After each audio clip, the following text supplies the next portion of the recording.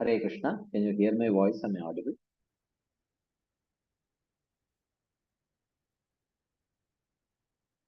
Is my voice audible?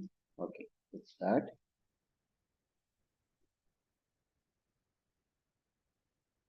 नमो विष्णुपदाय कृष्णपृष्ठाय भूतले श्रीमते भक्ति वेदांत स्वामिनिति नामिनि नमस्ते सारस्वती देवे गौरवाणी प्रचारिणे निर्विशेष शून्यवादी पाश्चात्य देशतारिणे जय श्री कृष्ण चैतन्य प्रभु नित्यानंद श्री अद्वैत गदाधर शिवासादि गौर भक्त वृंदा हरे Krishna Krishna Krishna Hare Hare Hare Ram Ram Ram Hare Hare Hare Krishna.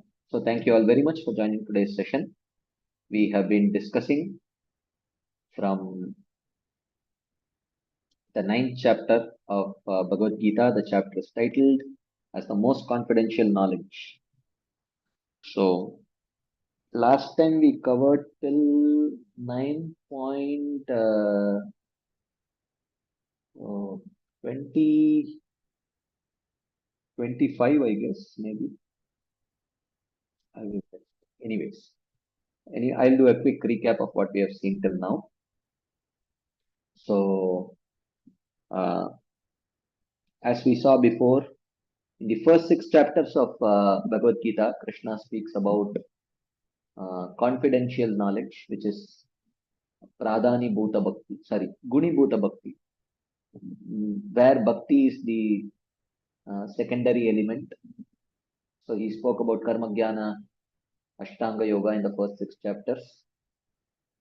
In the seventh and eighth chapters, he spoke about more confidential knowledge, which is Pradhani Bhuta Bhakti, where Bhakti is predominant and Karma Jnana Yoga are secondary. In the ninth chapter, Krishna speaks about the most confidential knowledge, which is Shuddha Bhakti. So that's what. So in the ninth and tenth chapters, the topic is predominantly Shuddha Bhakti. Of course, there is some element of mixed devotional also that is mentioned in verses here and there. So Krishna starts the ninth chapter by telling, "Idam tu te guhyatamam pravakshyami anasuyave jnanam vijnana sahitam yadgyatva mokshase ashubhat." O Arjuna, I am going to speak to you about the most confidential knowledge about knowledge of my uh, uh, uh, realization of me, knowledge of the most confidential knowledge of bhakti, and how you can realize me through that bhakti, jnanam vijnana sakitam. And knowing this, one can be freed from suffering. And then there are seven characteristics of this most confidential knowledge he mentions. Rajavidya, Rajaguhyam, Pavitram Midamuttamam, Pratyakshavagam Dharmyam, Susukam Kartumavyayam. He says Rajavidya means this is the highest type of bhakti. Rajaguhyam is the most secret of all, because there are other types of mixed devotional service also. Compared to that, this is the most confidential type of bhakti. Pavitram idamuttamam, of all the practices, pure devotional services has the capacity to purify the most. Pratyaksha and one can easily practically realize the effects of bhakti. Bhakti paresha anubhavo virakti ranyatra jaishatrika eka kala. Dharmyam, even though the practitioners of devotional service may not necessarily follow the limbs of Varnashrama Dharma, but still it is considered to be Dharmyam because it is the process recommended for those with the qualification for Bhakti. Susukam Kartum, and in comparison to the other practices which aim at a transcendental goal, Bhakti is very, very easy because those other practices actually involve restraining the senses, whereas Bhakti involves engaging the senses, which is much more easier. And Avyayam, Bhakti is the only eternal path because all the other practices are given up at the stage of attaining perfection. But Bhakti bhakti sadhana naturally becomes bhakti sadhya. It becomes at the um, mm, at the stage of perfection. So bhakti, the limbs of bhakti are never given up. So therefore, bhakti is avyayam. But ashraddha dana purusha dharmasyasya parantapa aprapya mam nivartante mrityu samsara vartmani. But one who does not have faith in this bhakti, they cannot attain perfection, they cannot attain Krishna, and rather they remain fixed on the path of mrityu samsara vartmani.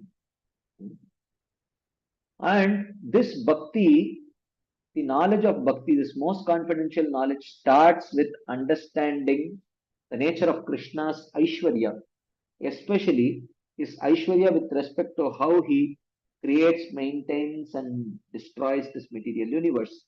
So, therefore, that knowledge comes first. Maya tatamidam sarvam jagat avyakta murtina matstani sarvabhutani nachaham teshu avastitah. He says this Maya tatamidam sarvam jagat avyakta murtina. In my form, which is invisible to material senses, as the Paramatma, I pervade through this whole universe. All living entities are situated in me, but I am not situated in them because I am completely detached. Nachamatstani bhutani pashyame yogamaishwaram. Bhutabrin nacha bhutasto mamatma bhutabhavanaha. So understand this inconceivable power of my body, that even though mm, I maintain them and I protect them, but my mind is completely detached from them. This is very inconceivable because in this world, anyone who maintains someone or something and protects someone or something definitely have attachment as the reason for that. Without any attachment, no one maintains or protects anything or anyone. And he gives an example to illustrate this point. यथाकाशस्थितो नित्यं वायुर्सर्वत्र भो महान् तथा सर्वाणि भूतानि मत्स्थानीति उपधारय. O Arjuna, understand that just as the wind, just as the wind uh, moves, the ether supports the wind and the wind moves within the ether.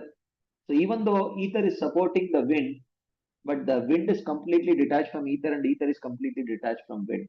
In the same way, even though I support the living entities, I am completely detached from them. So now the question arises, oh, you said, look at my inconceivable potency that you are detached, but you are explaining that inconceivable potency by giving an example. So that way it has become conceivable. So how is that inconceivable? Krishna says, look, ether and wind both are inanimate objects. Inanimate objects by nature don't have any consciousness, therefore no attachment.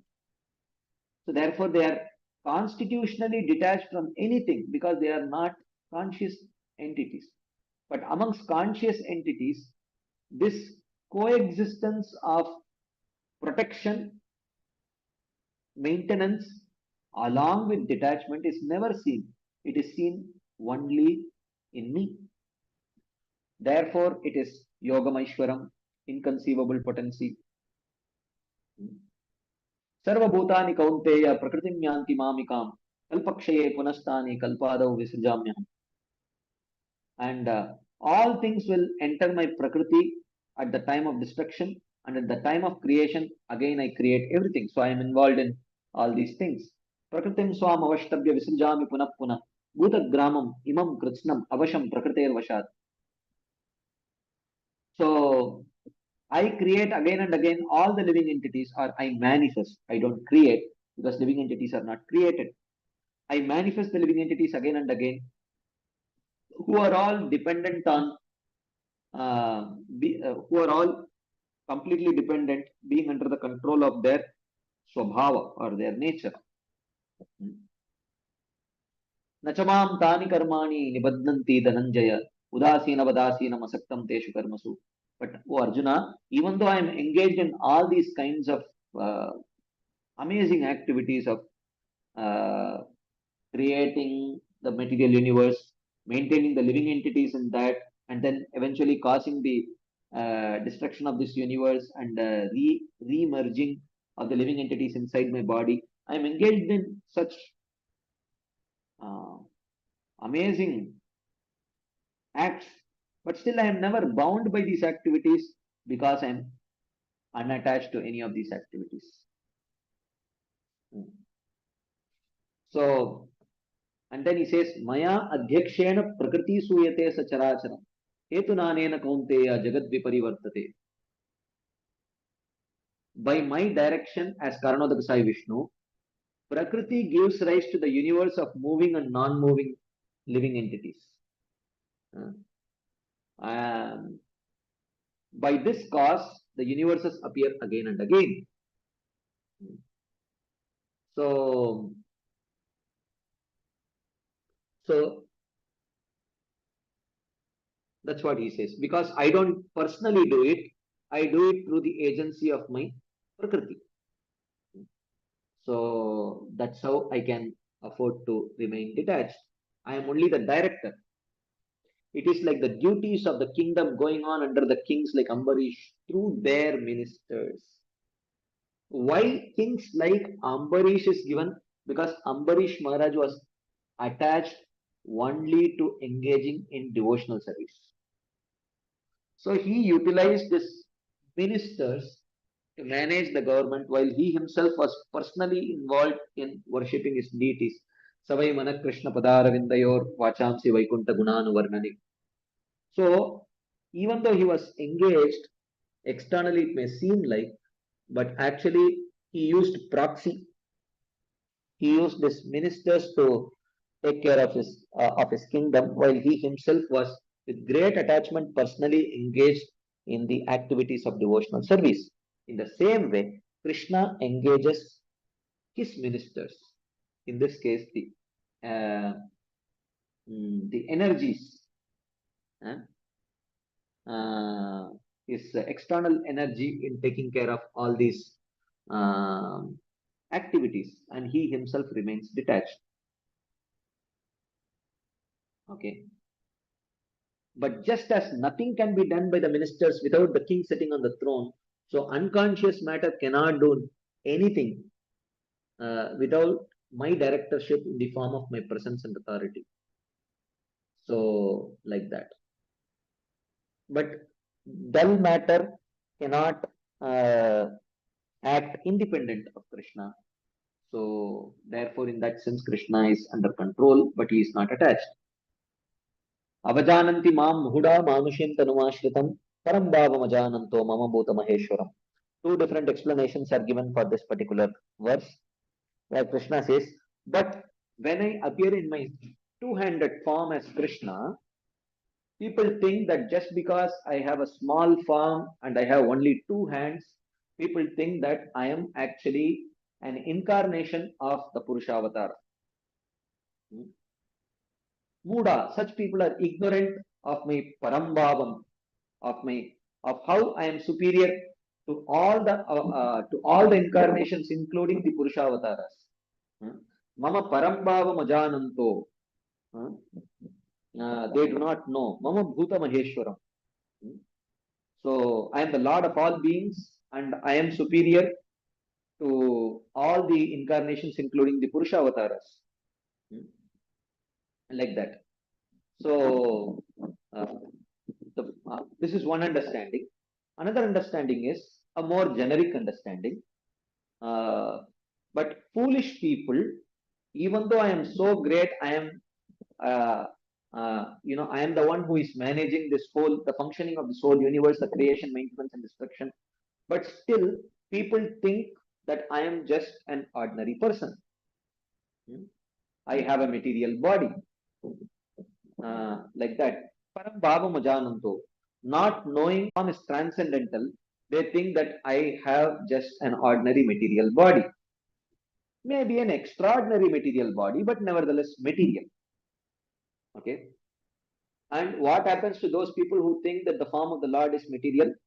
Krishna says, Mogasha Moga Karmano Moga Jnana Vichetasa Rakshasi Masuri Chaiva Prakriti Mohinim Shrita. So he says that Mogasha moga karmano moga jnana vichetasa. If they are karmis who reject my personal form or consider my form to be material, their endeavors to attain success uh, will not be accomplished. The jnanis, their endeavors to attain liberation will not be accomplished. And even devotees who misunderstand and consider my form to be material or temporary, even though if they may be engaged in the limbs of devotional service, their desire to attain their goal of prema or whatever, that will be baffled. They will not attain their goals. So, rejecting my form and not worshipping my form, not considering my form to be superior, will definitely lead to failure in the endeavors of all kinds of practitioners. Okay. On the other hand, Mahatmanastu Mam Partha Daivim Prakritimashita Bhajanti Ananya Manaso Gyatva Bhutadim Avyayam. Krishna says, on the other hand, fortunate people who come in touch with my devotees and thereby attain faith in my form, Mahatmanas to Mam Partha Daivim Prakritimashita. Such people, they attain divine nature.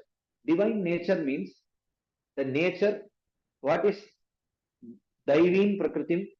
Vishnu Bhakta Smrito Daiva Asurastat Viparyaya. Daivim Prakriti means the nature, the divine nature. What is divine nature? The nature to worship Krishna is divine. So how does one develop that divine nature? Mahatmanaha, if they are fortunate enough to come in touch with devotees, they develop the Sukriti. Chaturvida bhajante mam jana Sukritino Arjuna. Right? So they develop the Sukriti to worship me.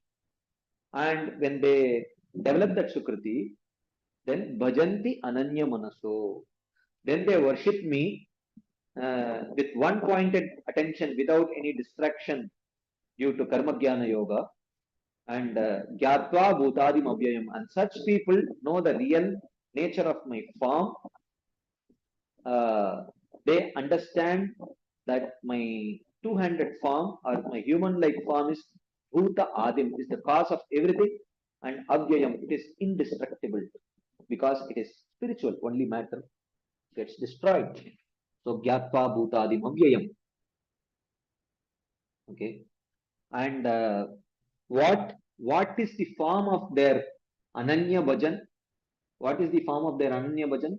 He says, Satatam kirtayanto mam yatantasya durabrata namasyancha samam bhaktya nityayukta upasate. He says, Satatam mam upasate. They worship me at all times. At all times means they have a consistent desire to worship Krishna. Even though the activities of worship may not be consistent, but the desire to worship consistently is very consistent. And they have their pure devotional faith is very consistent. Even when they may not be engaged in activities of devotional service due to the influence of their vasana, or sometimes when they may be sleeping, or sometimes when they may be engaged in their occupational activities. But nevertheless, during all those times, their faith to engage in pure devotional service is very consistent. Satatam, Mam Upasate, they worship me at all times, Bhaktya, with devotion. Kirtayanto, in the form of singing about me.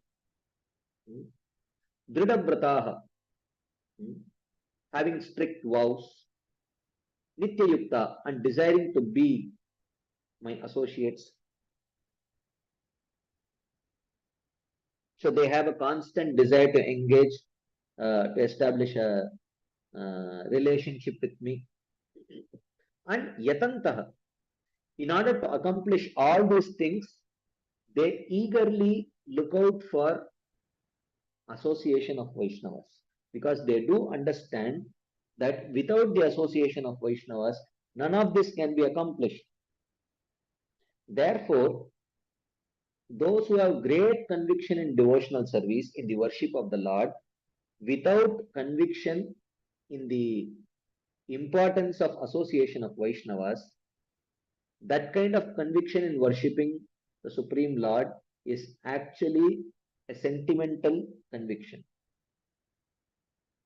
That is not pure devotional conviction, which one acquires through the mercy of Vaishnavas, uh, which is considered to be Shastriya Shraddha. Because real Shastriya Shraddha means, along with the attachment to worship the Lord, along with Ishware Prema, there must also be Tadadineshu Maitri. Along with a devotional disposition towards Krishna, they must also have a friendly disposition towards the Vaishnavas. If they don't have it, then that is not considered to be faith which is based on scriptures. On the other hand, while this is pure devotional service, there are people who have very indirect ways of worshipping Krishna. Jnana yajnena chapyanye yajanto mam upasate ekatvena pratatvena bahuda vishwatomukam. We saw that there are three types of what Krishna calls as Jnana Yajna. Very indirect ways of worshipping Krishna. This is actually this is called as Ekatvena Ahangropasana, Prutatvena Pratikopasana, Bahuda Vishwatomukam, which is Vishwarupa Upasana. These three types we saw last time uh, in great detail. These are very indirect ways of worshipping Krishna, even though they may give a kind of transcendental result, but it is only Sayujya Mukti at most, not beyond that. But even that Sayujya Mukti they can attain much more easily by actually directly worshipping the form of Krishna rather than these indirect types of worship. And then how is this Vishwarupa Upasana accomplished? He gives a series of 4 verses where he mentions how you can identify all the things of this world to belong to the bodily limbs of the Supreme Lord. Aham kratur aham yajna swadaham aham aushadam mantroham aham evajyam aham agnir aham hutam pitaham masya jagato mata data pitamaha vedyam pavitram omkara riksama yajurevacha गतिर्भर्ता प्रभु साक्षी निवास शरणम सुरत वेद प्रभव प्रलय स्थानम निदानम बीजम अव्ययम तपाम्यहम अहम वर्षम निगृणामि उत्सृजामि च अमृतम चैव मृत्युश्च सदसच्चाहम Arjun. I am the sacrifices mentioned in the Shruti Smriti. I am the offering to the Pitrus, the herbs, the mantras, the ghee. I am the father of the universe. In this way, one understands everything of this material world to actually be a part of Krishna's manifestation. So worship of the totality of the vibhutis, thinking Vishnu is everything. This is called as Vishwarupa Upasana, and this is described here. So then he says, but at least this is indirect form of worshipping Krishna. But there is improper form of worshipping Krishna, because anything that one worships, that being whatever one may worship, it has some connection with Krishna. The source is Krishna. So whether one may worship the demigods, or the pretas and putaganas, or the rakshasas and yakshas, whatever one may worship, ultimately their source is also Krishna. So by worshipping them, but worshipping them is the improper way of worshipping Krishna. Ultimately, anyone worships, they are ultimately worshipping Krishna, because that anything is actually an energy of Krishna. But Those are improper ways of worshipping Krishna. Traividyamam somapa putapapa yajne rishtva swargatim prartayante. Sorry. Oh, sorry. This is this is different. So then he talks about here performing karma, at least the karma kandiya practices of to attain swargaloka, that he talks about. At least the indirect form of worshipping Krishna, at least it bestows some transcendental benefit, even though it may be Sayujya Mukti. But this kind of karma kanda actually leads to repeated birth and death in the material world, even though they may attain till Swarga. Traividyamam somapa putapapa yajne rishtva swargatim prartayante te punyamasadya surendra lokam ashnanti divyan divideva bhogan. So those who perform the essential karmakandiya sections of the Vedas, indirectly worshipping Krishna through all these karmakandiya sacrifices and everything, they may become purified of their sinful reactions, and they attain swarga, and till their punya last they stay there. Tetam bhuktva swargalokam vishalam shine punye matyalokam vishanti. Evam traidharmam anuprapanna gatagatam kama kama labante.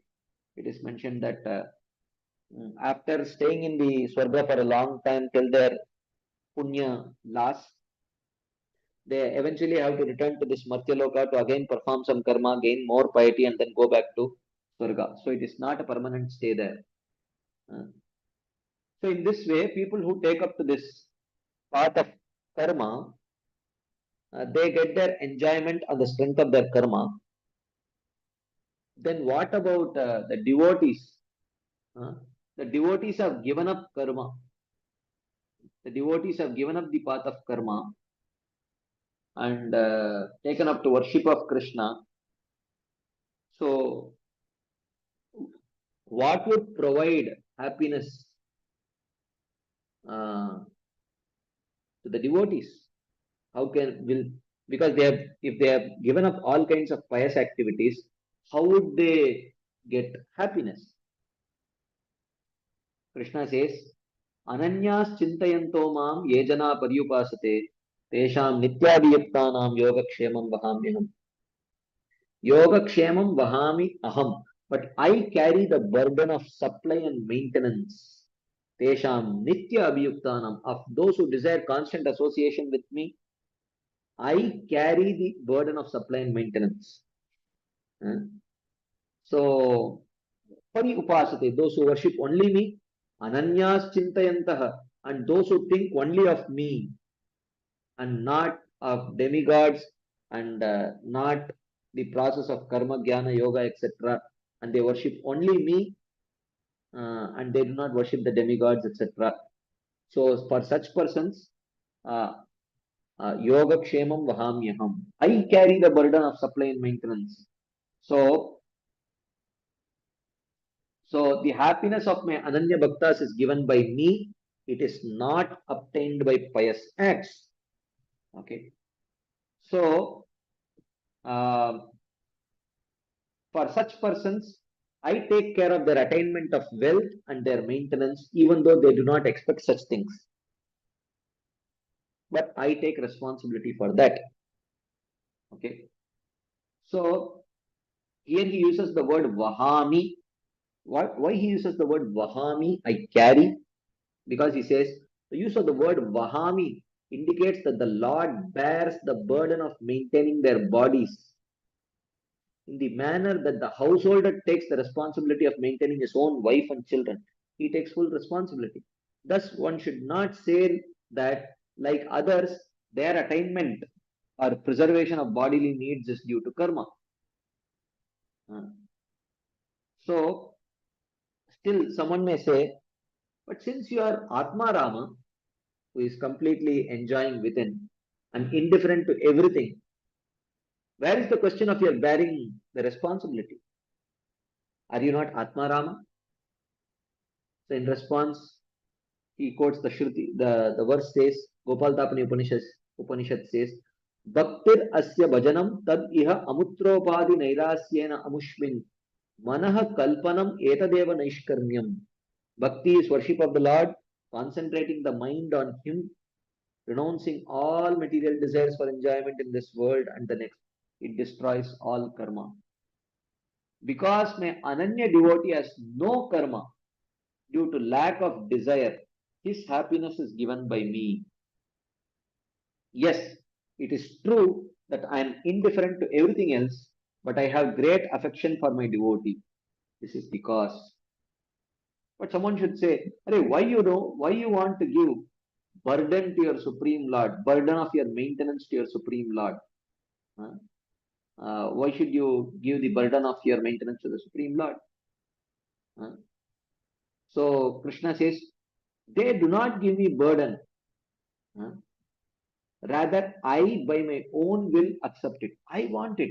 I want to personally maintain them. Hmm. And I am not bearing it as a duty, just like as a duty, I engage in the creation, maintenance, and destruction of this universe. Uh, by my Ichha Shakti alone, by my will alone, I don't personally engage in it. But being attached to my devotees, I take the greatest pleasure in taking care of their needs, like carrying the weight of one's lover. When a beloved carries his lover, even though she may be weighing, uh, you know, a lot, but because of that affection and attachment, it is a great pleasure to carry. But yepi anya devata bhakta yajante shraddhayanvitaha tepi mameva kaunteya yajante avidipurvakam. But one who worships the devatas with faith, yes, they are also worshipping me ultimately, but it is improper by the wrong method, avidipurvakam. This is not the right way of worshipping me. Because aham hi sarva yajnanam bhokta cha prabhureva cha natubam abhijananti tatvenataschavanti te. Because such people do not understand that ultimately I am the master of all sacrifices that they are carrying out. And those who do not know me uh, know that I am the ultimate benefactor of all the sacrifices. In truth, they fall down. So, yanti deva vrata devan pitrun yanti pitrvrataha bhutani yanti bhutejya yanti madhyajinopi mam. So ultimately, the worshippers of the devatas go to the devatas. The worshippers of the Pitrus go to the Pitrus. The worshippers of the ghosts go to the ghosts, and my worshippers come to me. And because uh, the devatas themselves, the Pitrus themselves, and their abodes themselves are not eternal, therefore they have to come back. Whereas those who attain my abode, because I am eternal and my abode is eternal, when they come there, they can also eternally stay there. Okay, this is where we ended our discussion last Friday. So before we start today's discussion, if there are any quick discussion points, comments, questions, anything anyone would like to share as add, we can take. Any quick discussion points, comments, questions based on what we discussed last week or whatever we have summarized today, we can go. Yes, Champaklata Mataji. Hare Krishna Prabhuji, Dandavad Pranams. Dandavat. Prabhuji, in Name Bhaktya Pranishiti, Lord actually says, I give you all protection. But that time, I think there was a discussion where you had said, Lord actually promises to protect the soul. It's not about the body. Something like that had come. But Yeah, when we are talking about Ananya's Chintayanto, here, like it is being said that he takes care of all requirements of the person, both bodily requirements and also. So, how do we understand these two, Prabhuji? yeah. So good question. So I will explain to others because others may not have understood the question. When we were discussing uh, the topic of Kaunteya Pratijanehi Name Bhakta Pranashyati. Oh, of course, we have not discussed it in Bhagavad Gita yet because we are going to discuss this in this section actually. 9.31 is that verse number. We have just now completed 9.25.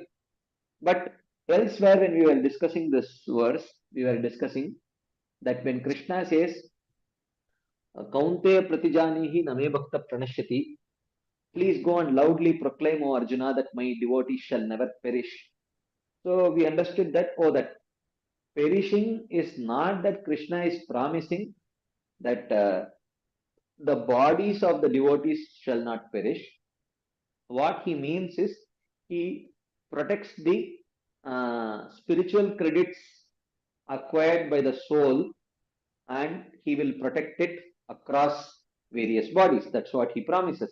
So therefore, if you see a devotee, dying due to an accident or something like that, one should not say that, oh, Krishna has not protected his devotee like that. But now here Krishna says, Ananyas chintayanto mam yajana paryupasate yogakshemam vahamyaham. I take care of you even physically. Yes, physical maintenance also Krishna does when it is needed. And when Krishna feels, okay, at this point of time,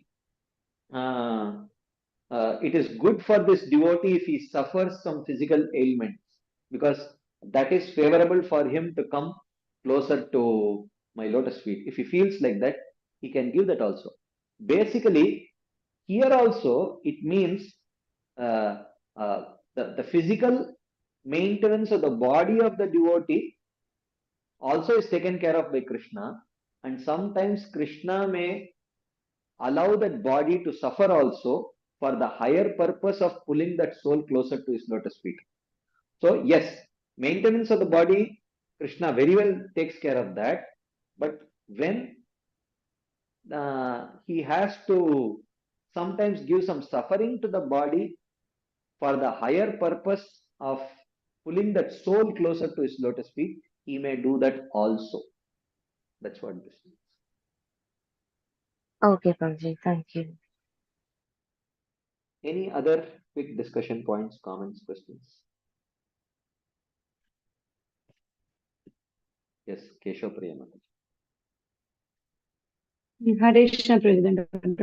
Prabhuji, when I was hearing the total summary till now, Prabhuji, all the top secrets regarding him and what the doubts generally people have, whether he is whether he's only impersonal or he's standing, he has got a personal form, everything, almost everything Krishna has cleared in this session, Prabhuji. Every nook and corner he has answered, Prabhuji. So we are understanding this only because of Acharya's commentary, or the shlokas itself Krishna is revealing like that. So how is that people are able to miss this science, Prabhuji?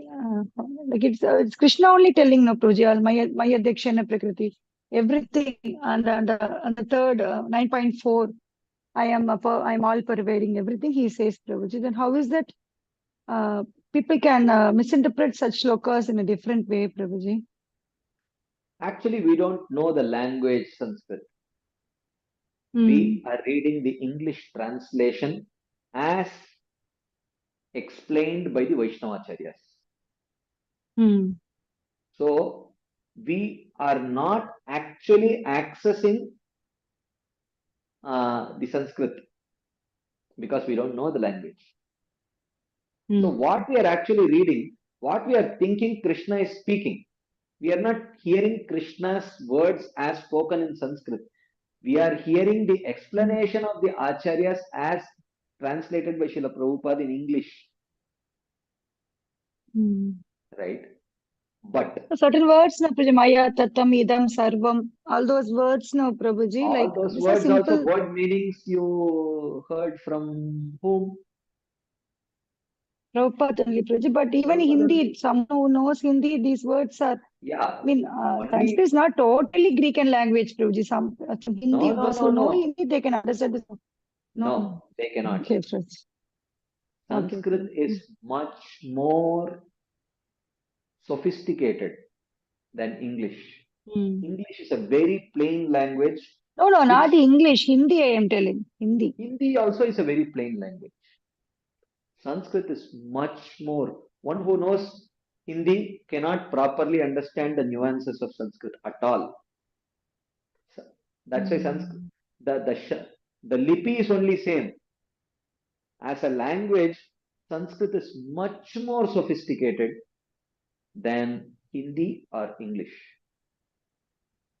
So and so therefore, there it allows multiple explanations of the same verse. So we are fortunate that we are directly reading the translation given by a Vaishnavacharya. That is our only access to Bhagavad Gita. But those who know Sanskrit and do not have access to the Vaishnava Siddhanta, the verse itself can potentially reveal various types of meanings, grammatically right meanings. You can explain it in multiple different ways. That's why Sanskrit is an extremely sophisticated language. So therefore, it is not that. Uh, that's why even great Vaishnavacharyas did not outright very easily dismiss the Mayavadi interpretations. You know, it is mentioned that even Ramanujacharya had to, you know, he had a debate for I think 21 days or something like that with one Mayavadi, and at some point he totally lost confidence, and somehow Lord Ranganath came to the rescue, and uh, he gave him confidence, and the next day Ramanujacharya goes, due to that confidence, due to that mercy, he goes very, very confidently, and seeing that confident face of Ramanujacharya, that Mayavadi surrenders. Otherwise, it for who are, we are very ordinary people. Ramanujacharya took 21 days, so which means it is not as straightforward. If you are, because the language is such a sophisticated language, it gives scope for multiple interpretations. Compared to Sanskrit, Hindi is an extremely plain language, even though the same script is there. But this may be positive. Positive and negative also, like, because it can, if it is simple, maybe everyone would have taken devotional service if they understood this 9th That chapter. is misunderstanding. That is a misunderstanding. Even if it was written in very plain language, unless Sukriti is there, one cannot understand. That is why Krishna says this is Raja Guhyam, extremely secret. The secret, it is extremely secret, even though it is so openly available, but still it is secret, because those who do not have that Sukriti, they cannot understand. So therefore, is the sophistication of that language the reason why people have not understood bhakti openly? No. Unless one comes in touch with a pure devotee, it is impossible to take up to bhakti. Even if Sanskrit happened to be a very plain language, still that is the nature of bhakti. So it is not due to the sophistication of the language that we have so many different Mayavadi philosophy and all that. No, it is not due to the language. It is due to the disposition that people have. So one cannot blame it on the language, actually. Thank you, Prabhu. Yes, Shiva Kumar. Hare Krishna, Prabhu. Prabhu, a related question but from a different angle, Prabhu. We understand that the pious or the impious activities have nothing to do with developing Sukriti. Is that right, Prabhu? Correct. Okay. Now, but when we say Sukriti, Prabhu, is it not true that if somebody is, say, reaching out to do some social service, he has better chances of doing it, covering the devotees in that umbrella, by thereby developing some Sukriti, Prabhu. Versus Yeah. someone who does not have an inclination of doing some Charitable activity. uh, Yeah. You can say in one sense, yes. But such a person may not have an inclination to give charity. He may have an inclination to receive charity. So he may go and receive in charity from a Vaishnava and develop appreciation for that Vaishnava. Okay. So that way he can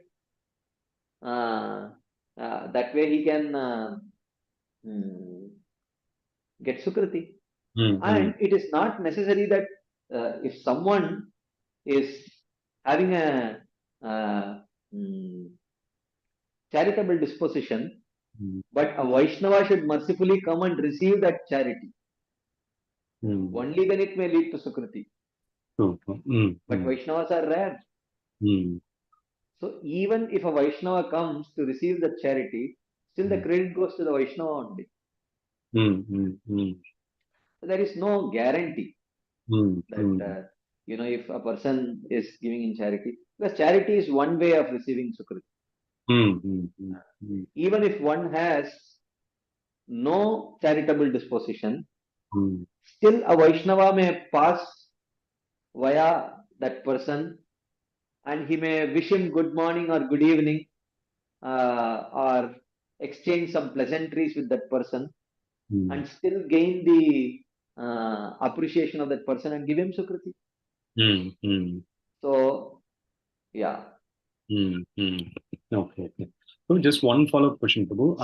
In the 11th canto, this sloka 1128, Yadrichya mat kadado sloham, Prabhu. So there this word Srila Prabhupada translated as by if somehow or other by good fortune. So I have been thinking about this, Prabhu. Is this just Good a fortune means association of devotees. Okay. Good fortune means association of devotees. Okay. Why, you may ask? I will give you a proof from this very chapter, which we have already seen. I'll give you a proof from here. So here, Mahatmanastu Mam Partha, 9.30. So he says Mahatmanah. He says fortunate souls. You see the translation? The first word only, the fortunate souls. And in the purport, you see, but those men who attain greatness by unpredictable mercy of my devotees attain the nature of the devas and worship me in my human-like forms. So that fortune comes because of the unpredictable mercy of my devotees. That is the good fortune. So yadrichaya mat katado, by good fortune, there refers to the association of Vaishnavas. Okay, good, you brought out this point. Let us go to that particular verse and see how the acharyas explain that particular thing. Okay. So yadrichaya mat katado, right? That is 1125. 11:28 from 11:28. 11.20.8. Okay. Let's see what the acharyas say about it. Let us open 11.20.8. Okay. So this is Srila Prabhupada's. I will share the screen. Give me a second.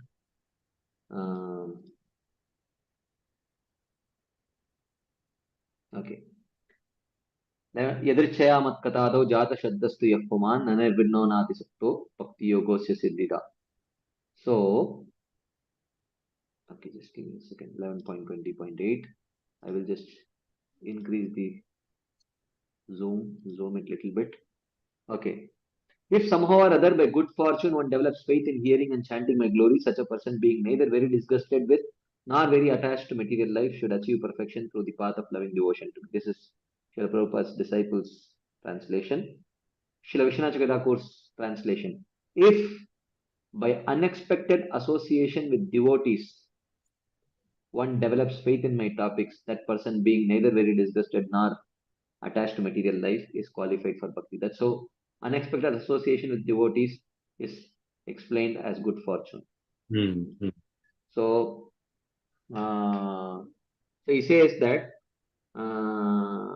okay, by taking into account the explanation, the first canto, the meaning of the first phrase is the person who has developed faith in my topics by unexpected association with great devotees. Okay, this is Vishwanath Thakur. Let's see how in the purport Srila Prabhupada's disciples say. If somehow or other one gets the association of pure devotees of the Lord and hears from them the transcendental message of Lord Krishna, then one has the chance to become a devotee of the Lord. Okay. Okay. So, yeah, like that. Okay.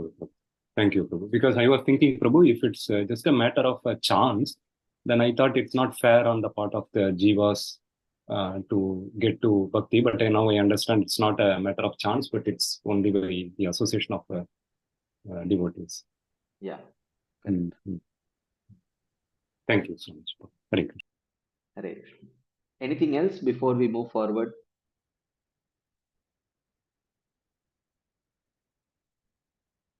Did I see anything in the chat box? Yeah. Once when one starts practicing devotion with faith, does then also Sukriti is necessary? Will it be beneficial?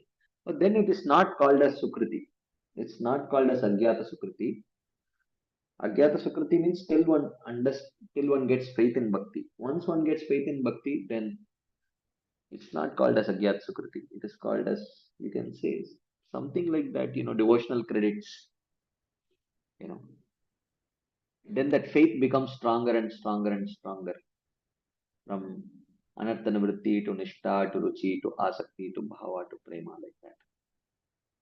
Yeah, like that. Yes, Champak Lata Mataji. Prabhuji, Lord actually repeats certain things from 7th chapter to 9th chapter. So about demigod worship, etc.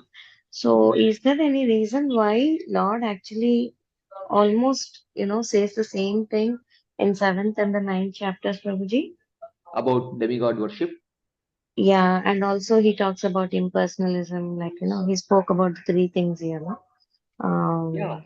Yeah. Ahom, So, Pasana. yeah. Because those are popular but improper or incomplete practices within the Vedic fold, which have always been there. So therefore, potentially, these practices can distract people from worshipping Krishna. So therefore, oftentimes, if you like, if one has to purchase, let's say, a laptop, so then one should know how to identify a brand new laptop from a refurbished laptop. Or if someone is purchasing some particular gadget, one should know how to identify original from duplicate. So similarly, when worship is involved or meditation is involved, so then when the right meditation is mentioned, then it should be contrasted, and similarly people should be cautioned about a wrong kind of worship also, because demigod worship also involves worship. Worship of the Pitrus also involves worship. Worship of the Yakshas, Rakshasas also involve worship, and with some apparent faith. So therefore, Krishna, in order to make it very clear that those kind of worship do not constitute pure devotional worship, he mentions about them again and again. Okay.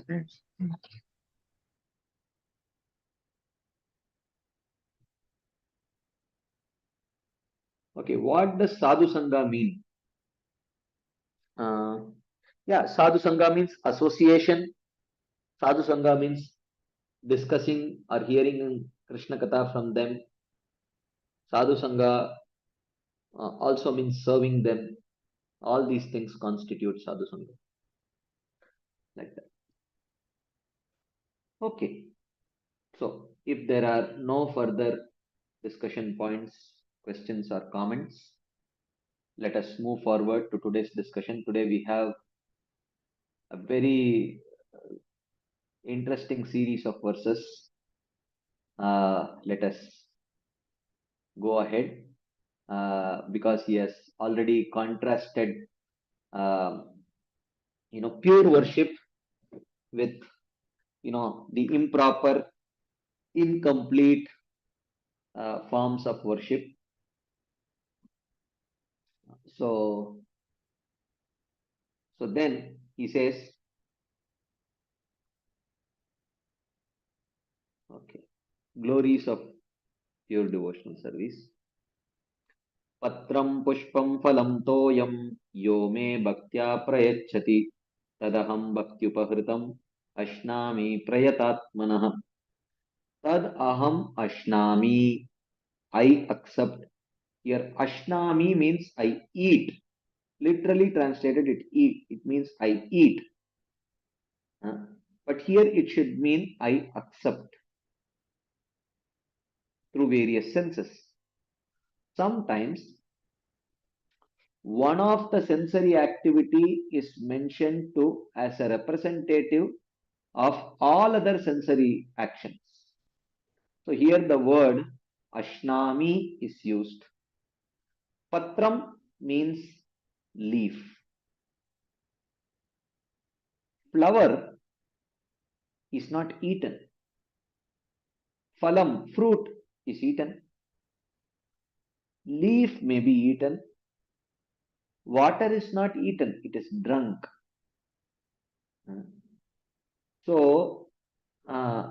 But here the word ashnami is used to indicate the action of all the senses through which these objects may be accepted. Fragrance is accepted through the nose. One may accept a flower for its fragrance, or one may accept the beauty of the flower through the eyes. Okay. And toyam, water is accepted by drinking. Of course, the tongue is involved, but drinking, not eating. So therefore, here ashnami indicates general acceptance through various senses and not just specifically eating, even though the literal dictionary meaning of ashnami is eating. So here, even in Sanskrit dictionary, you will not see the meaning of the word ashnami as accepting. I accept. Why? Because here it is a contextual meaning. Okay. So it's a very contextual meaning. Tadaham ashnami. I accept bhakti upahritam. That which is offered with love. That which is offered with love, tadaham ashnami. Prayatatmanah, from genuine devotee having pure body and mind. Okay. From the genuine devotee having pure body and mind, and when he is offering it with love, yome bhaktya prayachati. Yaha prayachati, who gives. Again the word bhaktya is used with devotion. Patram pushpam phalam toyam. He may give me a simple leaf, flower, fruit, or water. Okay. But if he offers it with love, and if he is a genuine devotee having pure body and mind, then I accept it. Okay. Leaf, flower, fruit, or water. Okay. So this actually indicates the ease. In the beginning, bhakti was mentioned as susukam kartum, very pleasurable to perform, very easy to perform. How difficult it is to offer a flower or a fruit, uh, uh, uh, flower or a fruit or water or a leaf. How difficult it is. It's very easy. But Krishna accepts. So for the worshippers of the devatas, there is extreme trouble. But this is not so for my devotees. In this verse, the word bhaktya in the instrumental case literally means by the devotional process. So which means bhaktya prayachati. Bhaktya prayachati means who gives by the process of bhakti. Because in the process of karma also, sometimes things are offered to the Lord through oblations, offering as oblations in the sacrificial yajna. Okay. So here he is not talking about that kind of oblations. Yome bhaktya prayachati means those which are offered to me through the process of devotional service. The offering should be through the process of devotional service.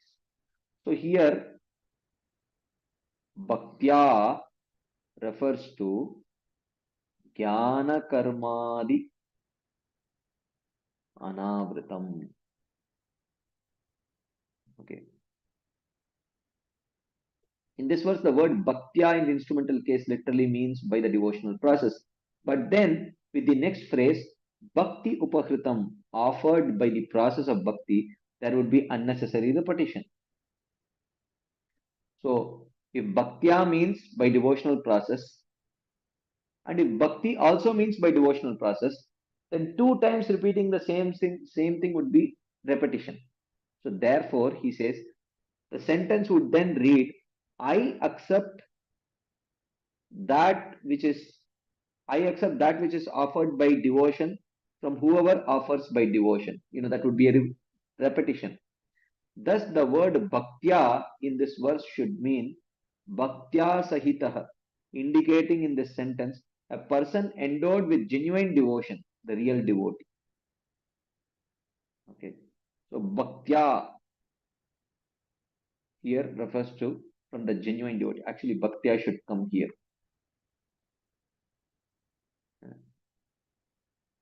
From the genuine devotee, bhaktya, having pure body and mind. Prayatatmanaha, who gives yome prayachati, just a leaf, flower, fruit, or water, patram, pushpam, phalam, puri. So bhaktya should come here. Sorry, it's a mistake here. So bhaktya, I accept that which is offered with love from the genuine devotee, having pure body and mind, who gives just a leaf, flower, fruit, or water. So here, so therefore, thus the meaning should be, I accept that which is offered with bhakti from the real devotee, even if he gives just a leaf, flower, fruit, or water. Okay. Thus, I do not accept what is offered by persons who are not my devotees, who have only some temporary spurt of devotion. So some people may do bhakti upahritam. They may offer something with devotion, but that may be a temporary spurt of devotion. That may be a temporary spurt of devotion. Okay. Therefore, here the word bhaktya refers to from my genuine devotee, not a person who shows some temporary spurt of devotion. Therefore, the word bhakti upahritam and bhaktya, these are not redundant usages, because sometimes due to some temporary spurt of devotion, someone may offer something to the Supreme Lord. But he's not talking about them. Okay. But whatever my devotee gives, I enjoy it in a suitable way. Ashnami. And what type of offering is it? He says, he does not offer it because someone told him to offer it, but he gives it out of love. Bhakti upakritam. But if my devotee has an impure body, I do not accept even that offering. He must have a pure body, which means ritually pure body. Prayatatmanaha. Which means, what does it mean? This excludes persons from offering during menstrual cycle or with other impurities. So this is one understanding, So such people should not offer, because they have a ritually impure body. So during such times, one should not offer, someone else should offer. However, the word prayata atmanaha can also mean a person with pure mind. No one except my devotee has a pure mind. So here, pure mind means not a mind which is free from anarthas. Okay. But it means a mind which is free from other goals like swarga or liberation or other material enjoyment in this world. That is the meaning of pure mind. Pure mind does not mean a mind which is free from anarthas. Because if that would be the case, then Krishna would not later say, Apichet suduracharo bhajate mam ananyabhak sadureva samantabhya samyak vyavasito hisaha.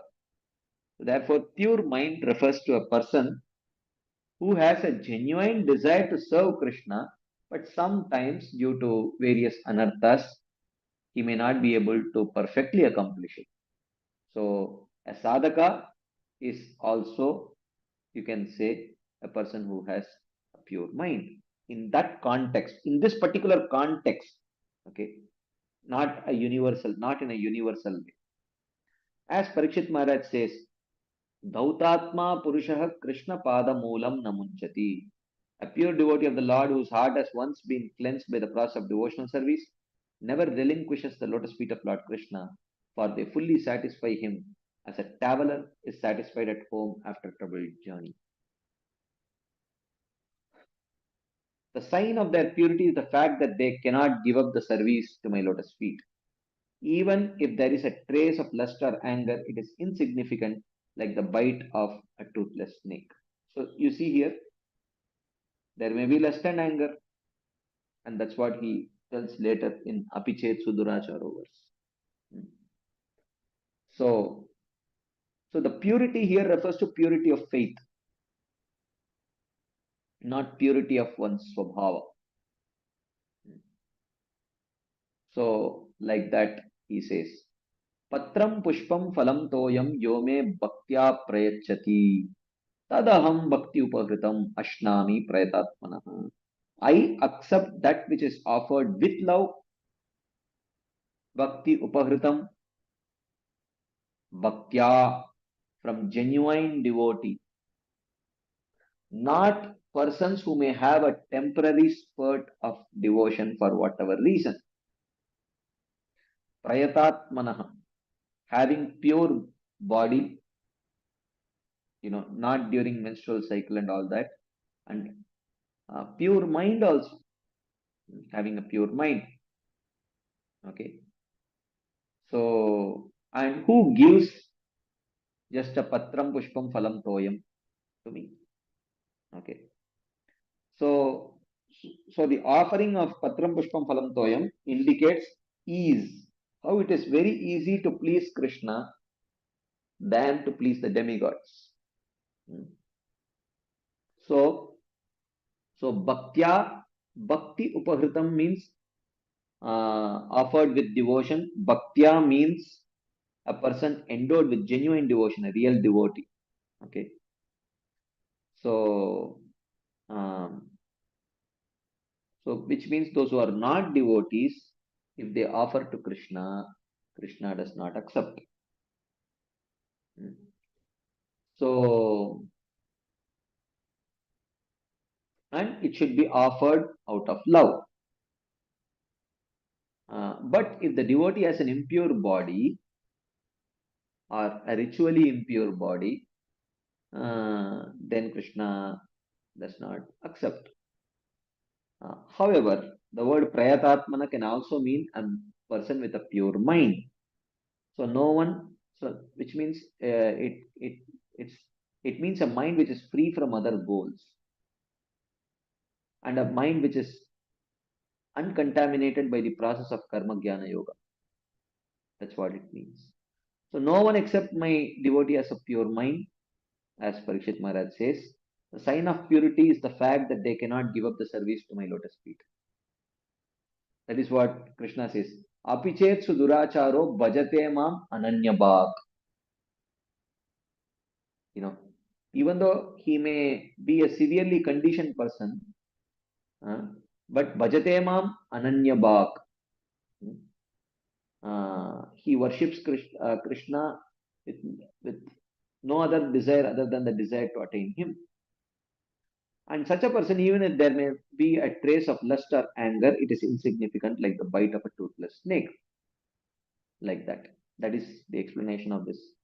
Patram pushpam phalam toyam yo me bhaktya prayachati tadaham bhakti upahritam ashnami prayatatmanaha. Like that. Any quick discussion points, comments, questions, anything anyone would like to share? Add. There are some questions in the chat box. What about we sadhakas offering? Sadhaka's offering is definitely accepted by Krishna. There is no doubt about it. Okay, next question. How can we understand this against 7.16? They are mixed devotees. The offering of mixed, they are not prayatatmanaha. Their mind is not completely pure because the artha, artharthi, jigyasu, they have desire for, they have anya abhilasha. So that is, they are not like exactly prayatatmana. Right? That's my understanding. Yes, Keshav Priyamati. Krishna Prabhuji. Prabhuji, is that Krishna is telling here that he will accept only from pure devotees, or what, how to understand? Because he's a Bhokta, no Prabhuji, for Bhoktaram Yajna Tapasam. He says, I am the enjoyer of all the sacrifices. So even for all the yajnas, they finish it off with like a Sarvam Krishna Arpanam, no Prabhuji. So he is accepting everything, no Prabhuji. Yes, he is accepting everything, but not as a person, not in, but he may accept it not in reciprocation with love. So, and such persons, so he will give them the result of their yajna in the form of some material benefit or at the most some liberation like that, but he will not give himself. So that is the way it should be. Or we should we understand that it is not him directly receiving, it is the Purusha avatars? Or is it Krishna in other offerings? Can you repeat the question? Prabhuji, like the sacrifice we are doing here, no, Prabhuji, mixed devotion, karma yoga, many indirectly people are serving Krishna, no, Prabhuji.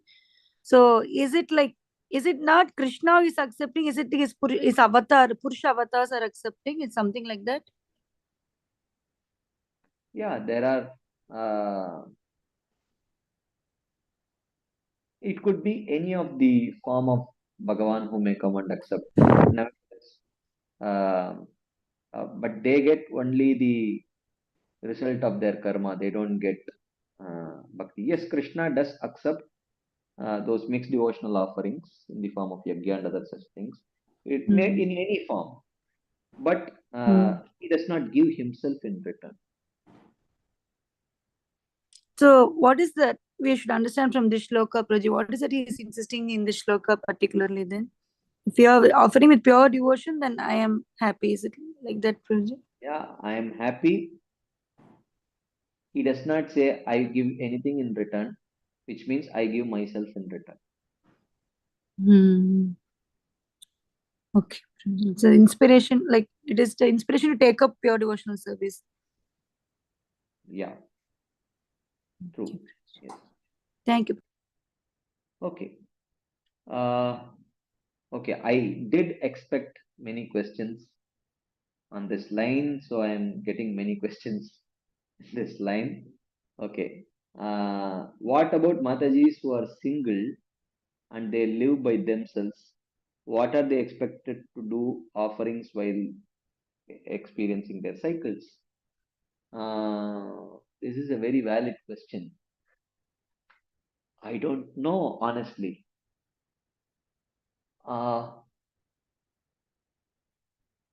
Yeah, I honestly don't know. This is a very valid question. Or even if they may not be single, they may have uncooperative members of the family who may not be willing to cook and offer it. How would they do it? This is a very practical question. But honestly speaking, I don't know the answer to this question. But what I will do is I will write to His Holiness Bhanuswami Maharaj and get an answer, and I will communicate it to you next week. I think practically most people have answered, asked questions based on that only. But let's go ahead, go over the other question. What does it mean, impure body? Purport says it excludes other impurities and during menstrual cycles. Let's read what it says. This excludes persons from offering during menstrual cycle or with other impurities. Other impurities could mean, without taking bath, like that. They may not have taken bath. Okay, someone says we can keep does ritually pure bodies also mean bathing thrice a day? I'm not sure about thrice a day, but definitely without bathing, cooking and offering, maybe I think that's one ritually impure body, might be, unbathed body, like that. So there is another question. Can we, during those times, can one keep a photo in kitchen and offer after taking bath? I don't know, honestly. I will have to get this clarified. This is a very practical question. I will have to get this clarified. I will get it clarified. I am sorry. I cannot answer this question. I don't know the answer. So, anything else before we move forward? Yes, Shri Vidya Mataji. Yes, Prabhuji.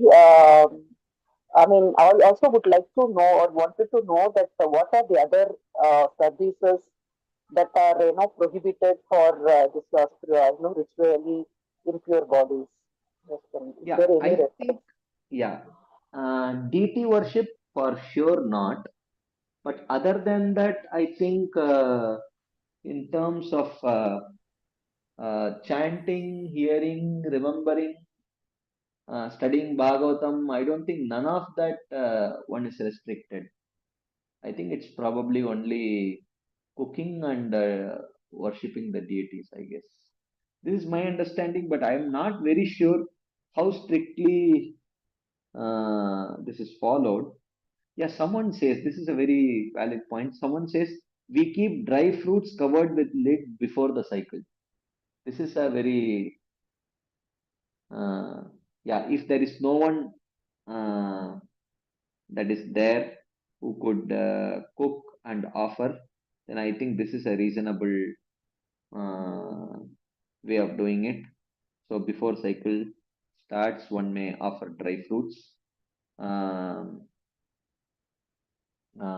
yeah.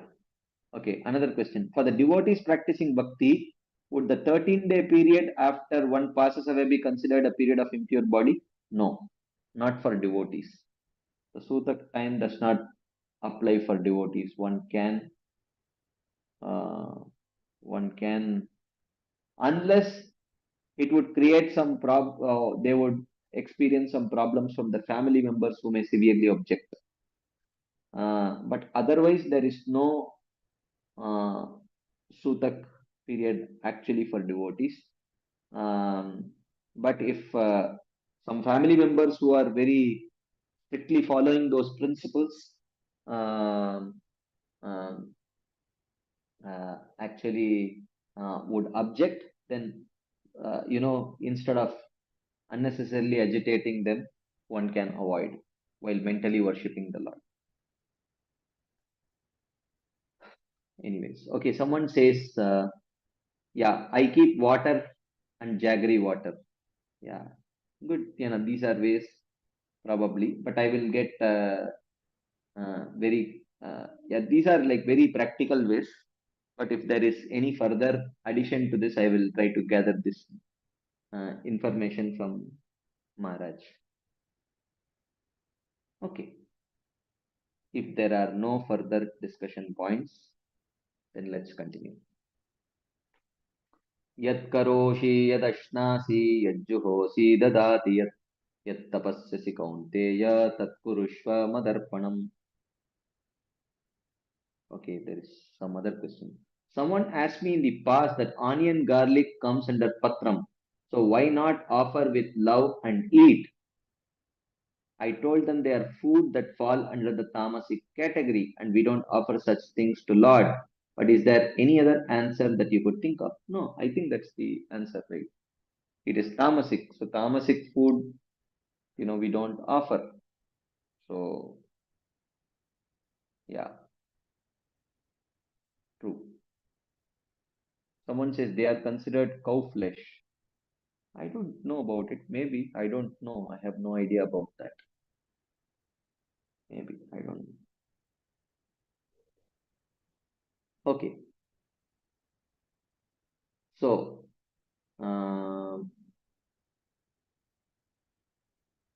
someone says onion is cow skin. Oh, maybe I don't know about it. Maybe. Okay. Yat karoshi, yad ashnasi. Whatever you do, whatever you eat, yad juhosi. Whatever you sacrifice, dadasyat, whatever you give, yat tapasyasi, whatever austerity you may perform, tat kurushva madarpanam. Offer it to me, O Kaunteya, O son of Kunti, like that. So,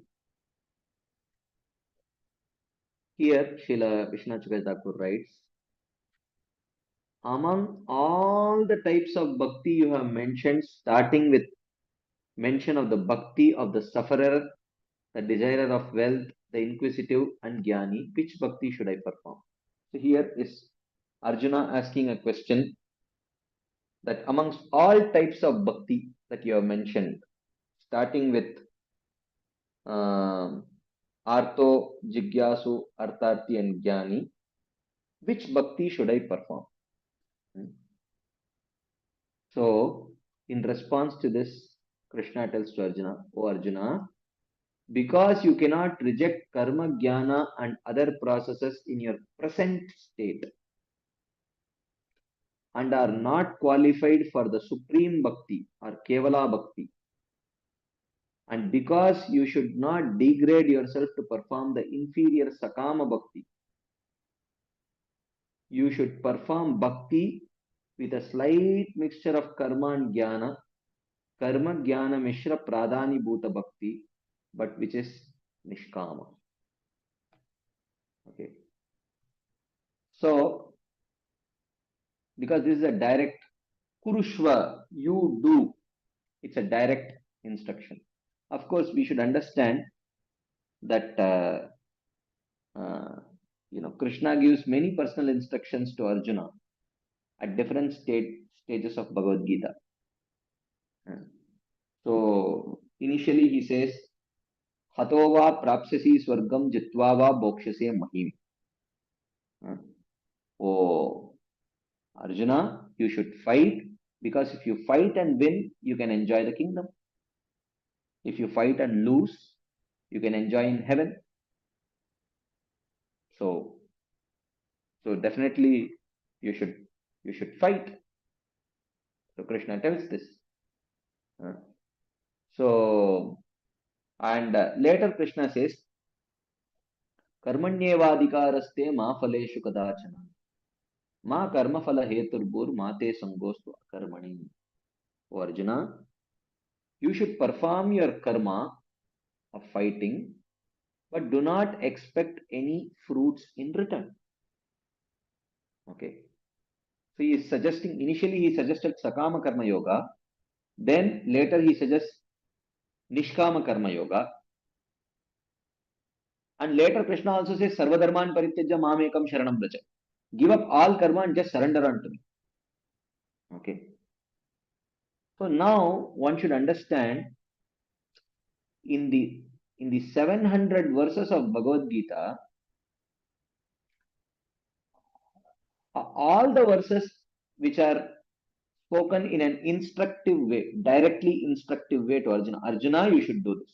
Arjuna, you should do this. Arjuna, you should do this.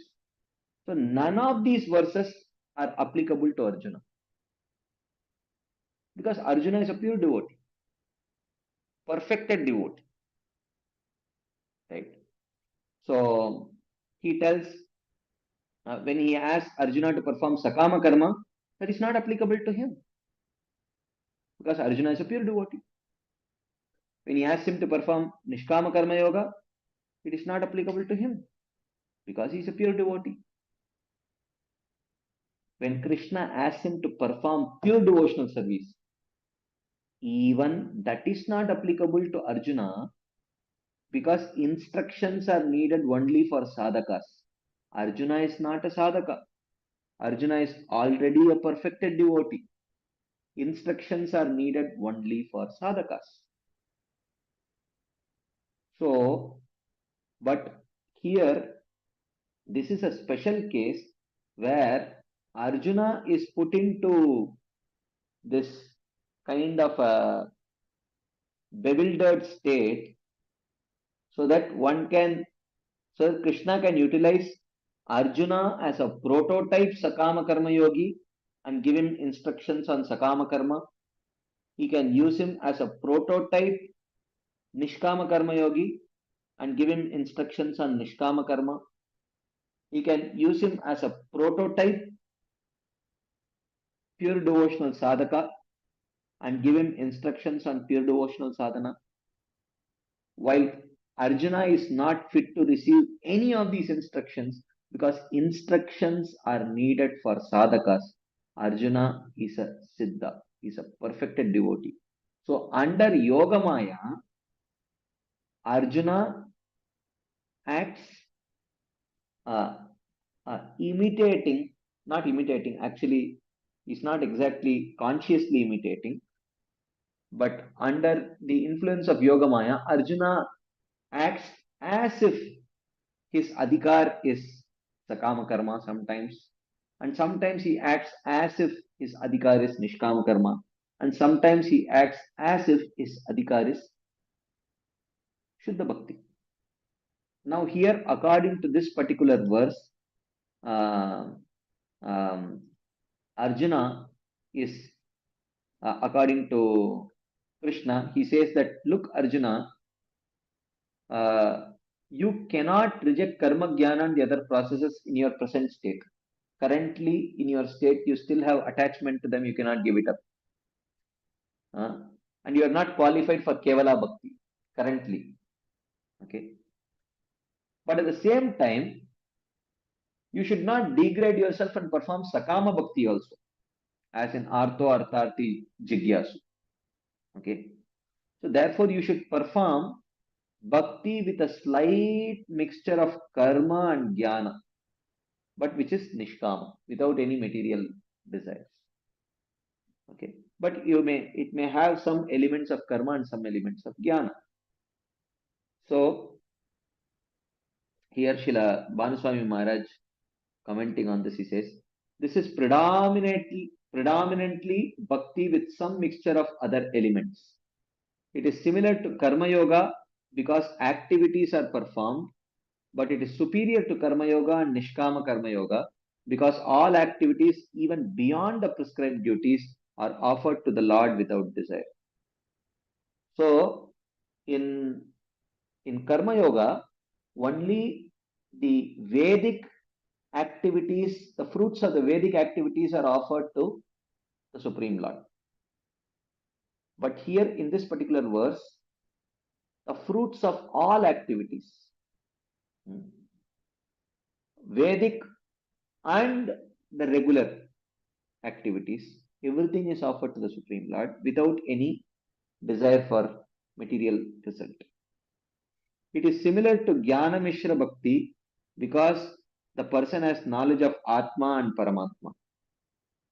But it is superior to Jnana Mishra Bhakti because it has abundant appreciation of personal features of the Lord. But because the consciousness is not always fixed on the Lord, the activities are offered after performance rather before. Thus, it cannot be classed as Ananya Bhakti. Ananya Bhakti. So, in pure devotional service, uh, you know,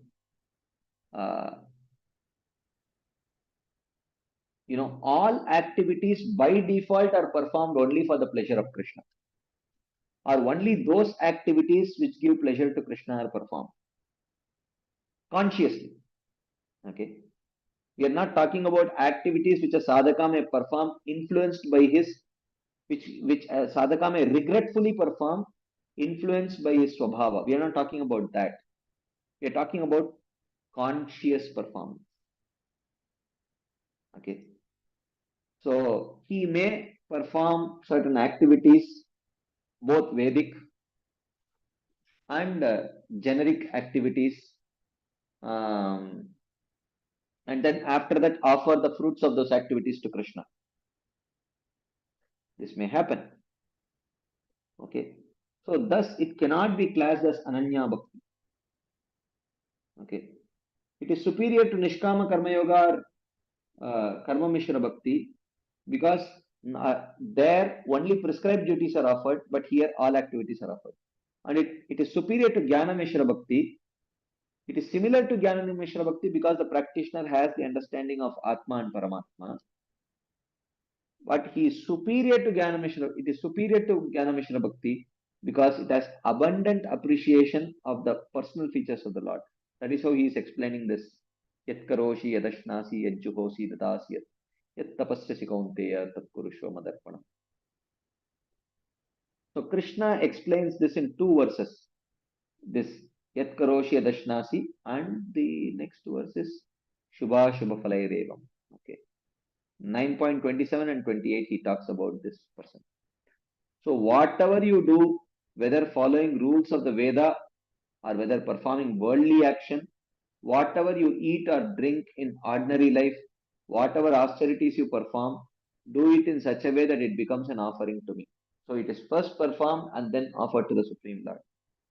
One should call this neither Nishkama Karma Yoga nor Bhakti Yoga. So this is somewhere in between. This is Pradhani Bhuta Bhakti.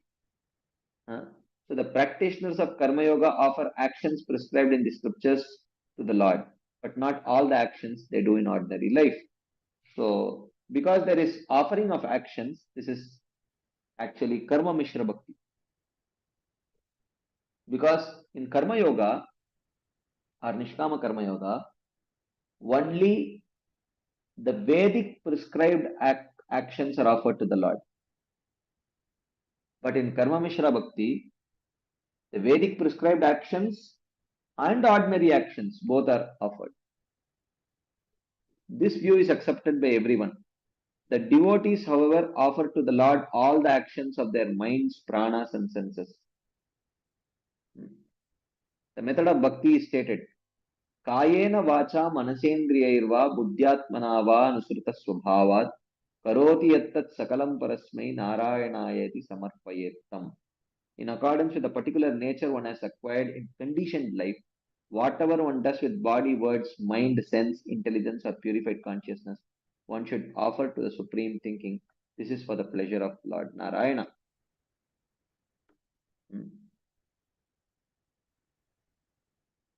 Someone may say,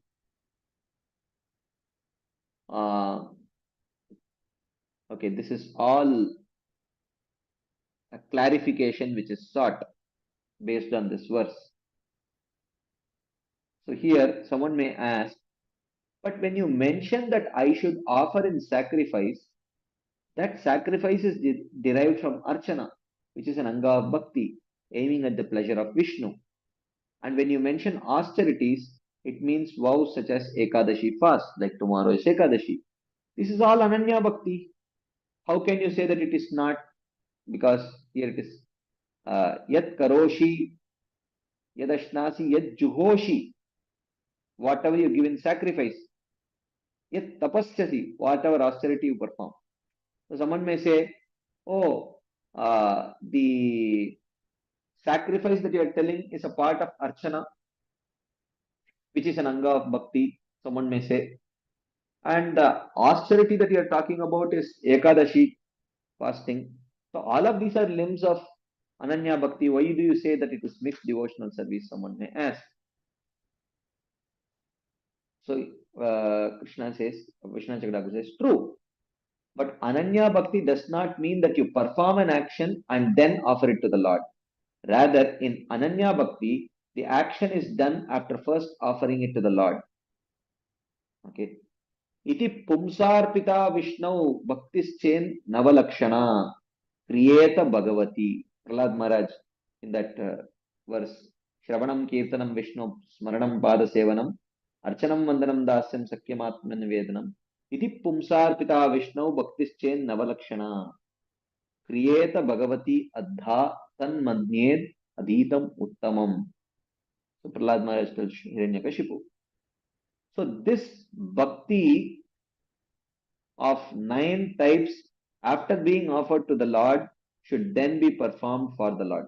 After being offered to the Lord means actually only those limbs which Krishna prescribes as limbs of devotional service, those are performed. Not that you perform all the activities or even ordinary activities when performed consciously. Okay. Ordinary activities when performed consciously are like even when one goes to sleep, a devotee goes to sleep, he does it with the understanding of, okay, let me now go to sleep and have a good night's sleep so that I can wake up and perform my devotional service nicely.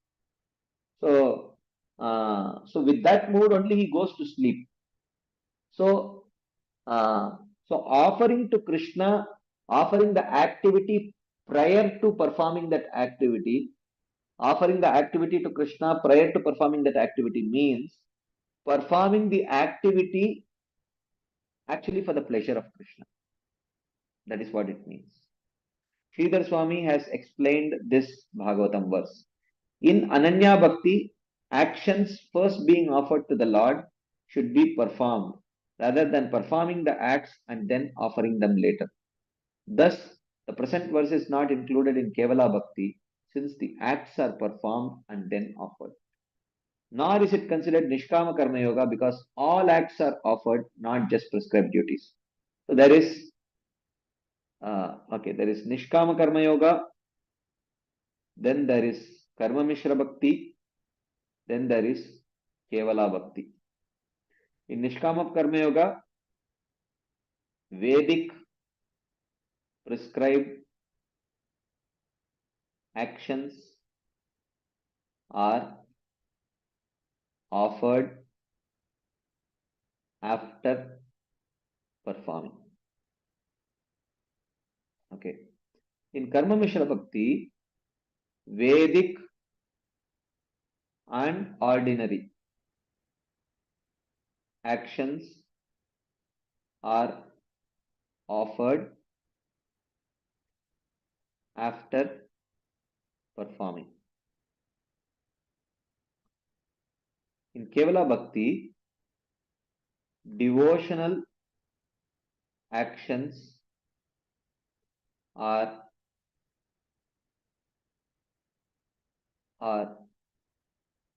performed for the pleasure of Krishna.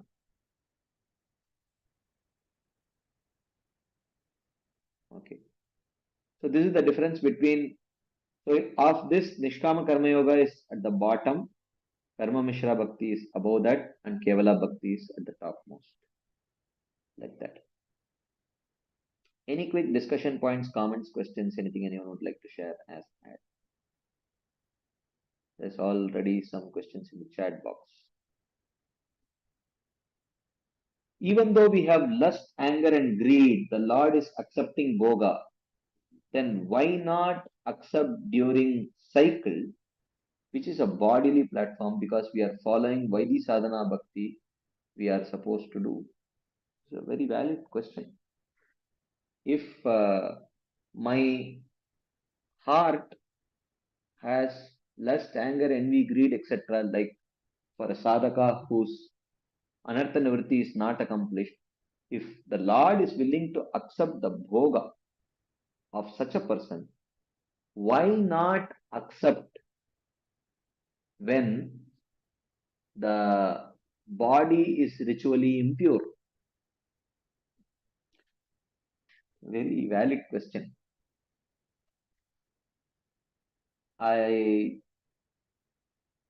Of course, because anartha nivritti is very, very, very slow. One cannot,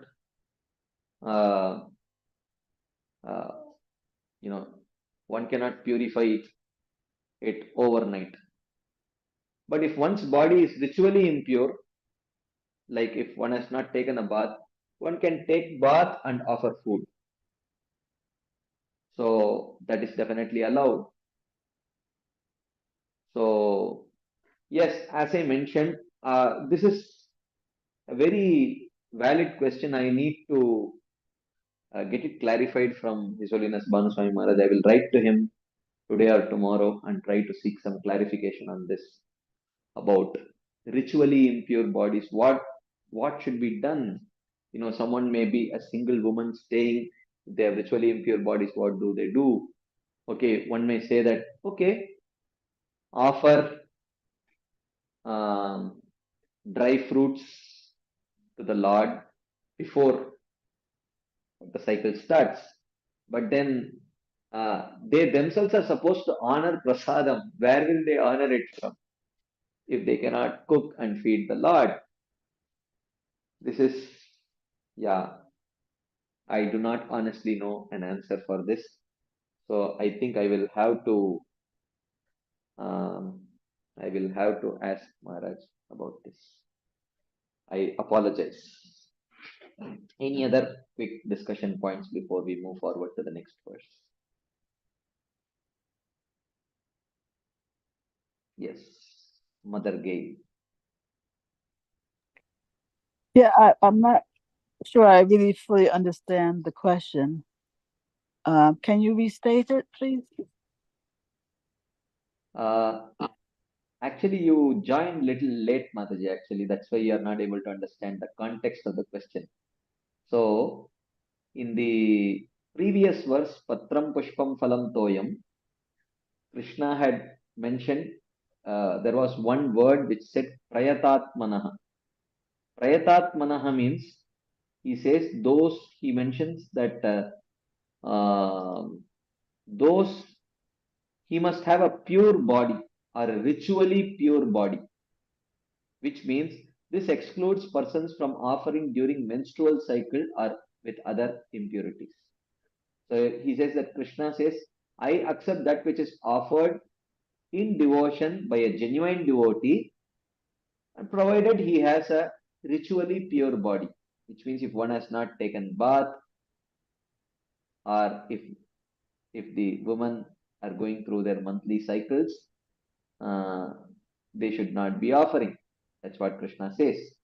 So in this context, the question was asked that if Krishna is willing to accept the offerings made by sadhakas whose heart is troubled with lust, anger, and other such anarthas, why can't Krishna accept the offering which is offered by someone whose body may be ritually impure? Because that is the question. That is the context. And in that Yeah, context, actually, that is actually how I did understand the question. So I was thinking that if a person's heart is impure, since this is a gradual process, I mean, if we were to wait for the heart to be impure, then we would never offer it get to the around, Lord. But when our body is ritually impure, that's something that we can take care of more easily, isn't it? Correct. Under normal circumstances, yes. But what if, let's say, someone has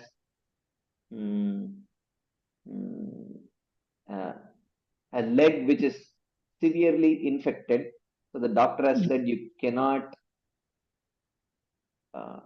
take bath, otherwise it will reinfect your leg. So they can't literally take bath.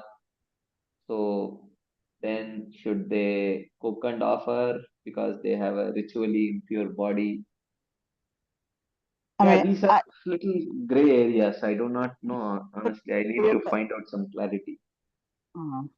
I was just thinking that, I mean, we say that Krishna is so like crazy merciful, So I'm just thinking that he would certainly take these conditions into consideration. Yeah. He does. He does take these things into consideration. That's why he allows us to chant his holy names, to hear the Krishna Katha, remember him, and do many such activities which do not need a ritually pure body. But when it comes to Archanam, definitely certain standards of purity are there. So that needs to be followed. So Krishna is still very merciful because he has not closed the door for approaching his lotus feet. It just says that Archanam you cannot do. He does not say you cannot chant the holy names. He does not say you cannot hear Krishna Katha. And those are also bona fide means of approaching Krishna's lotus feet. So Krishna is still crazy merciful because the other doors are not closed. They are all fully open. But I mean, that mercy, that quality of mercy, it doesn't seem like it would apply if he knows that a person doesn't have choice, right? Yeah. And correct. I understand. That's why I wish to seek some clarification. I cannot give a definitive answer here because I don't know. So because one Mataji asked this question, what if someone is a single woman? So she has to eat prasadam. Yeah. So how does it work? So I need to ask. So so I don't know, honestly speaking. So someone says, okay, just before the cycle starts, offer some dry fruits to the Supreme Lord. Yeah, that's okay. So you have offered it to him, but the person has to eat what they will eat. You cannot offer like 2 kilograms of dry fruits, and for the next 3 days just keep eating dry fruits, that will just spoil the whole system. That's not possible, and it's quite expensive too. So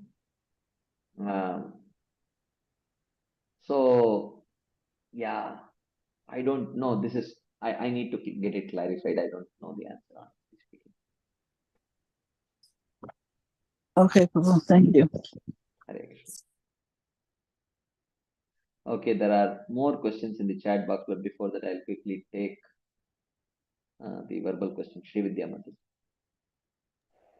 Prabhuji, earlier Krishna said, Kushman Kalam Toyam is act of pure devotion. Now here when we say yes, Karoshi, and Krishna says Nadarsanam. So 99% of in our daily activities is this one. So we make what we like and then we offer it to Krishna just to sanctify it. So most of the time it's not for pleasing Krishna, just to sanctify it and so we take it. That's the case 99% of the time. So how do we then reconcile both statements? Well,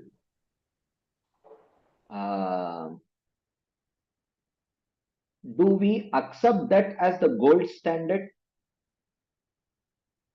Do you accept that kind of an offering only for purifying it and not for pleasing Krishna?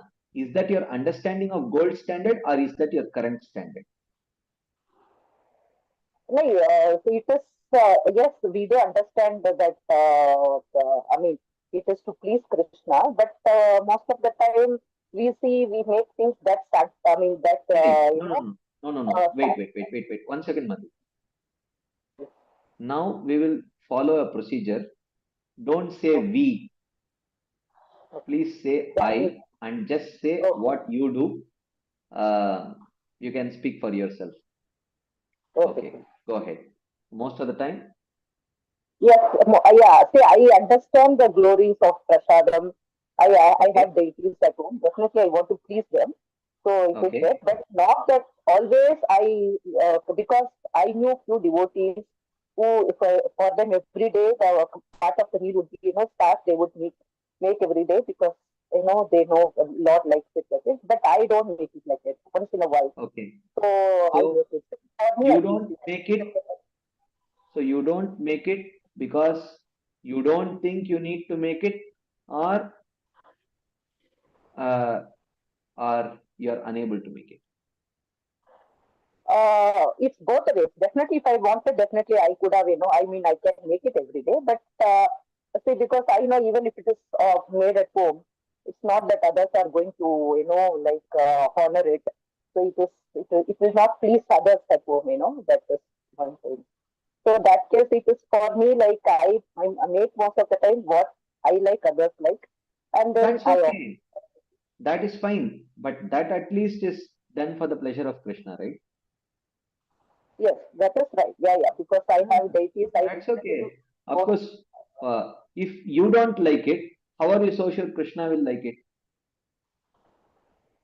Sorry, if you don't like it, how are you so sure Krishna will like it?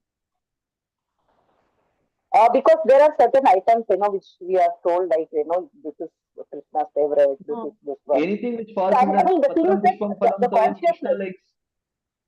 No, consciousness wise, I never even make any attempt to see that, whether, so what are the things that Krishna likes, just. Okay. You don't attempt, or you don't want to attempt? It's not, I don't attempt. It's not that I don't want to attempt. I don't attempt. Would you like to attempt in future? Yeah, whenever there is a possibility, yes, I do attempt. When I see, good meals this one, so I make peda, even though others don't like peda. I think that Krishna likes, milk sweets, so I do make it for him little with this one. If devotees like it, and if it falls within the Patram Pushpam Phalam Toyam, then one can offer it to Krishna. What is the problem? Yeah, offer the Krishna, but this question is, in that case, will it come under this Yatkaroshi category, or is it Yatkaroshi pure is, bhakti? Yatkaroshi is even at the level of faith only they are convinced that you know oh, we will do this and then idam Krishnarpanam, like that. But are we taught in devotional service that after doing every activity, after doing 16 rounds, we say, oh, idam Krishnarpanam, I offer it to you? No. We are the activity itself is pleasing to Krishna, so we are performing those activities which are pleasing to Krishna. I say Right. the activity which we consciously do. Of course, unconsciously we may engage in acts of sense gratification which are triggered by our swabhava.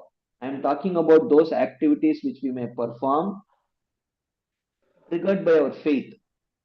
But these Karma Mishra Bhaktas, they perform activities triggered with their faith. Also, certain activities, they not necessarily in a mood of pleasing Krishna fully. They may perform certain activities which they like and later offer those activities to Krishna. So that is Karma Mishra Bhakti. So, but the sadhakas, their performance is not Karma Mishra Bhakti. It is actually pure Bhakti only. Okay. Okay. Thank you very much for that clarification, Prabhuji. And if there is a little time, I just wanted to share my own experience in this case of the menstrual cycle. This one, so this has happened to me.